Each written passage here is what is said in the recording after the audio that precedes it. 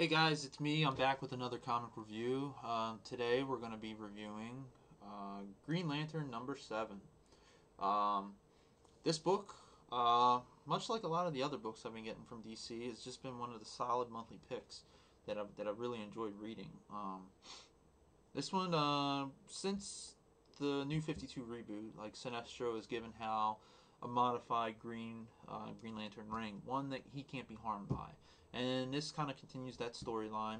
We're introduced, well, not it's the first in this since the reboot in the series that we've seen the Indigo Tribe kind of come in, and really has some really cool art in it. And let me just first and foremost say that I'm a huge fan that Sinestro is at least wearing the Green Lantern suit. I'm kind of reluctant to say he's a Green Lantern, but he's at least playing the role pretty well.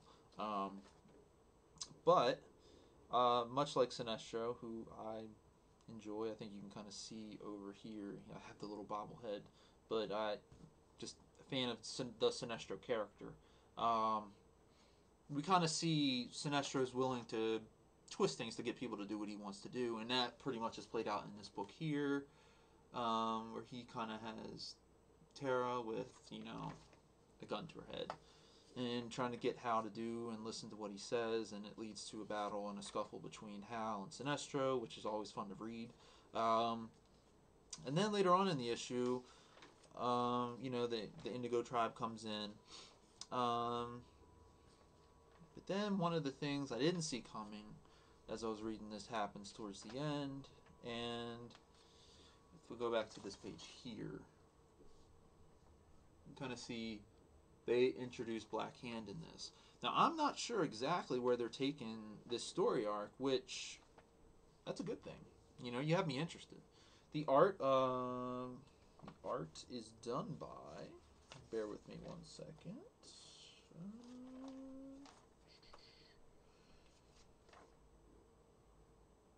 Well, it's written by Geoff Johns and Dan McKee.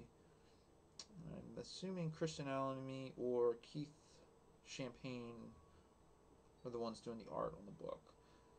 Either way, this book is just really, really well done as a package. I was really let down with the Green Lantern movie that came out in theaters, and it's just disappointing because it's such a creative character.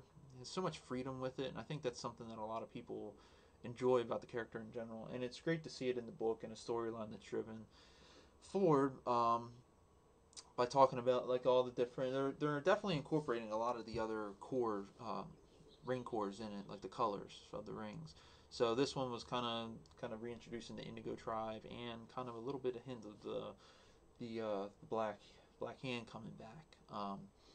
But towards the end of the issue, it kind of leaves you with a little bit of a cliffhanger, talking about how Sinestro is going to be taking on the Indigo Tribe on the next book. So overall, I would say this book is really enjoyable. Kind of falls in with one of my usual four. I mean, this is a solid book every month. I've never really been let down.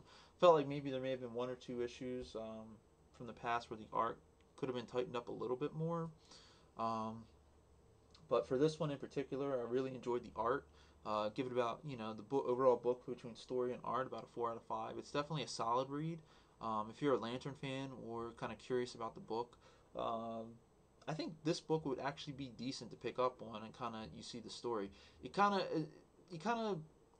doesn't hurt to know that, and they kind of make a little bit of a reference to it in this one, not as much as they did in the past issue, where I think it was issue 1 or 2 where Sinestro gave Hal a copy of a ring, and it does all the things a normal Green Lantern ring would do, except that he can't be hurt. And they kind of let the reader know in this book. So that being said, and with everything else that's going on, I think this would be a good jump on point if you're actually curious about the book. So that being said, 4 out of 5 for the book, Green Lantern #7. Check it out. I'll be back more with some more reviews of some other books that I have from this week's stack. So thanks for checking me out.